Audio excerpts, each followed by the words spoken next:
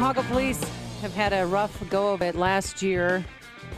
Well, the two police officers who were killed on the train tracks, and also the one that was killed inside Mercy Hospital. They had a fundraiser for them last night at Joe's on Weed Street. That was good to help the surviving family members. And recently, and the other day, there was a suicide by a police officer on the northwest side. And to find out what they're doing to try and help officers who are in distress, let's welcome back to the program Kevin Graham, president of the Chicago Fraternal Order of Police. Good morning, Kevin. How are you?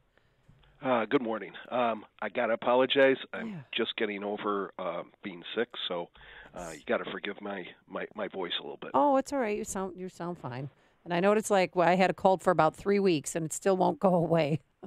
But the serious matter of police suicide, what are they doing? What is the department doing? What is the FOP doing to try and stop this? Because I know things happened last year, but then we had another suicide just the other day. I've actually left a message for the superintendent. I expect him to be calling me today. Left a message with him yesterday, asking him that we do a video together that's going to go out to all the members to make sure that they know that yes, there is help out there.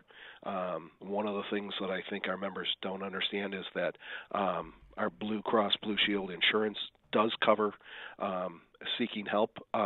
We have a number of people, if they choose not to go to employee assistance, peer support, that they can go to. We have people to recommend. And so we want to make sure that they know that there is help out there and that it will not adversely affect their job. I mean, the 36-year-old police officer who died from that self-inflicted gunshot wound is the fifth suicide by a police officer in the last 6 months. And it doesn't have to be that way. We need to make sure that we get out that information and they know that they are not alone. And part of what I need to do as president of the FOP is make sure that we get as much information out there as possible so that people don't feel like they're desperate. We all feel depressed from time to time, and unfortunately, having a job as a police officer, it's an additional weight. The things we do every day, the things we see every day, and we have to make sure that officers are debriefed and get the psychological help that they need to deal with those matters. And I don't think we've been hitting the mark. I think we are getting better. They have hired more clinicians. They haven't hired enough, and there needs to be pressure on the department, on the city, to make sure that we hire more. And I think that will help. Well, I hate to have you address this when you're just getting over a cold. I want to let you. It's okay. All right. So is Kim Foxx, let's start it out this way, is she too easy on criminals? You know what? We have, yes, that is part of the problem. We need to make sure that we are prosecuting people. Look, if the courts decide in a jury or by a judge that we haven't met the elements of the offense, that's fine. But I think we need to have the maximum charges placed against many of the people for violent crimes. And we also need to have a bond court that's responsive to the public needs. We cannot just be giving I-bonds to people. That's individual or cognizance bonds, so they don't have to put up any cash. They walk out on their signatures so that they are going right back to doing the crimes of which they were arrested for. So it is you have to look at it in multiple ways. That is one of our big problems. However, we have had some success within the police department. I don't want to get off the subject. Did that answer your question?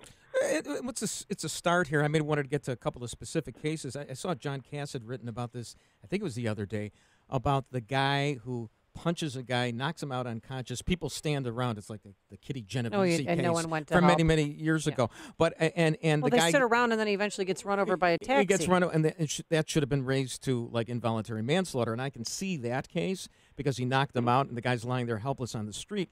But then on the other hand, you have this horrible accident. A couple of weeks ago, where the two officers were hit by the train.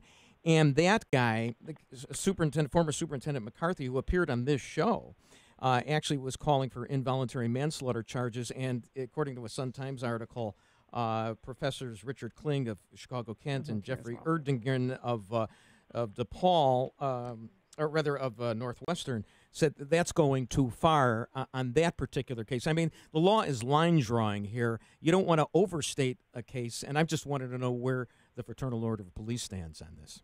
I started off by saying I think that there are times, and that is one of them, that you need to increase the penalties, increase the charges against someone. I understand that he came down with his hands up. I understand that, and that should be taken into account by the jury or the judge. But that's after the second round of police officers approached him. I mean, the first round of police officers... Wait, which case are you talking about? I'm talking about Edward Brown, who is 24, who just faces felony weapons charges, and I believe wholeheartedly that he should be charged with involuntary manslaughter.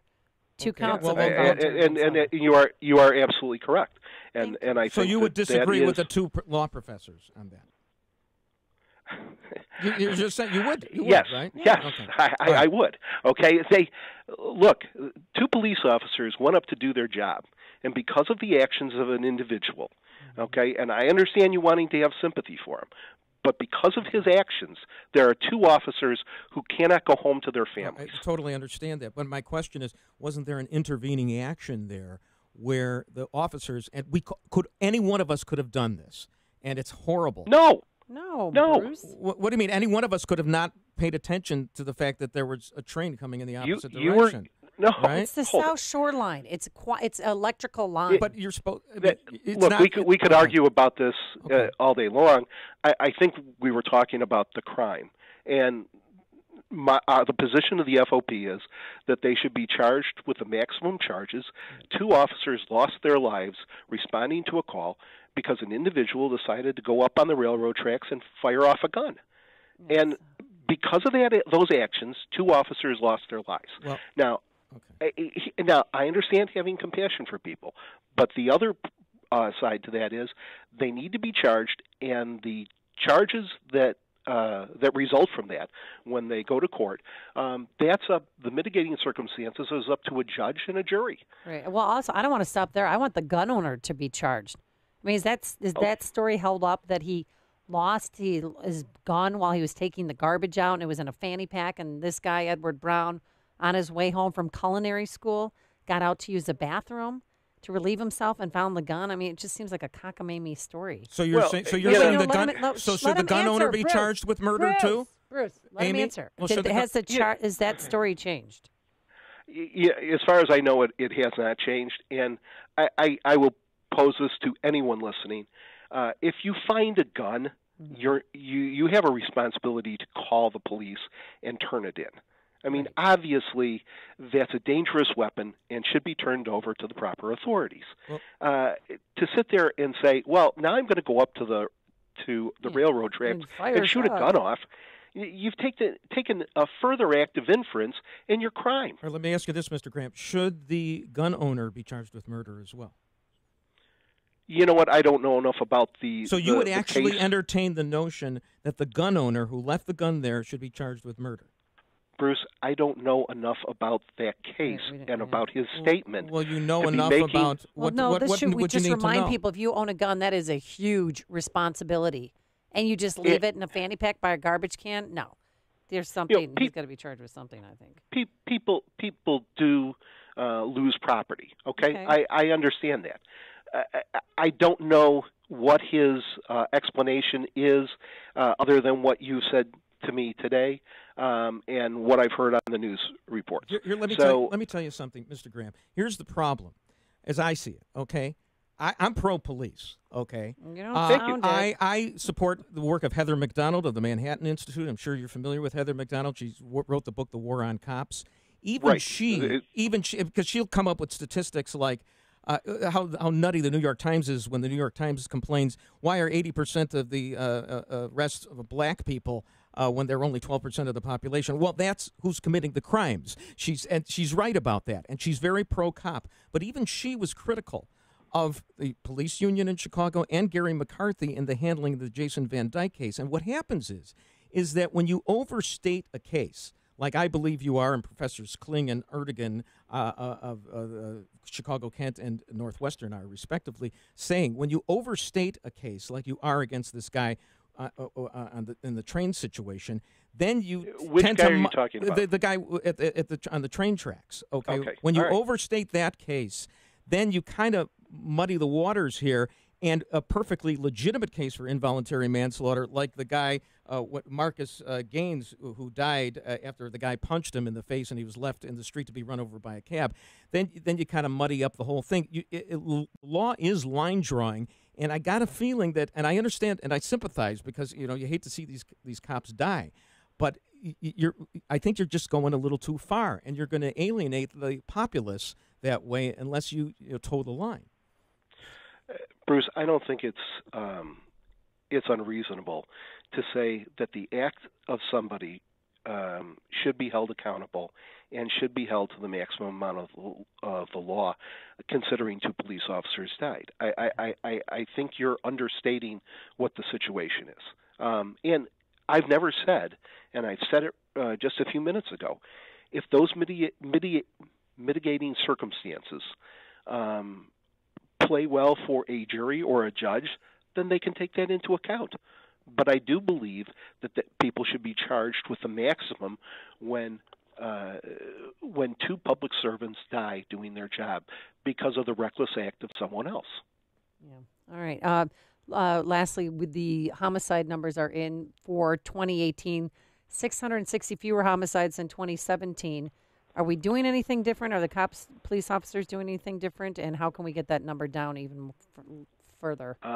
Well, I think it's what I said when I came into office, and that is that we didn't have enough police officers. We had reduced the police department by 1,000 officers. Mm-hmm. We had closed 3 police stations, 2 detective areas. And as we build back up to the number that we need, and now we have additional mandates where we are going to be entering into additional training. We're going to be entering into more community policing. We're going to need to hire more police officers. And that number really should be somewhere around 14.5 to combat all the things that the city wants done. So I think we can, if we hire more police officers, we continue with the training, continue with community policing. We get the ACLU off of our backs with the long ISR cards. Mm-hmm. Then I think we can see a real reduction. And and I'm not here to plan out the city. Believe me, I'm the only guy apparently that doesn't want to be mayor. But congratulations. Yeah. But we want to make sure that people coming into the city and that live in the city feel safe. That's how business thrives. That's how people want to be living down here. That's how people want to move around. And so I want to do everything I can to make sure that people are safe who live here and who come in here to enjoy what the city has to offer. All right. We'll have to leave it there for today. Thank you so much, Kevin Graham, president of the Chicago Fraternal Order of Police. I hope you feel better soon. Thanks very much. Thanks, and have a good day. Thanks. You too. And he joined us on our turnkey.pro answer.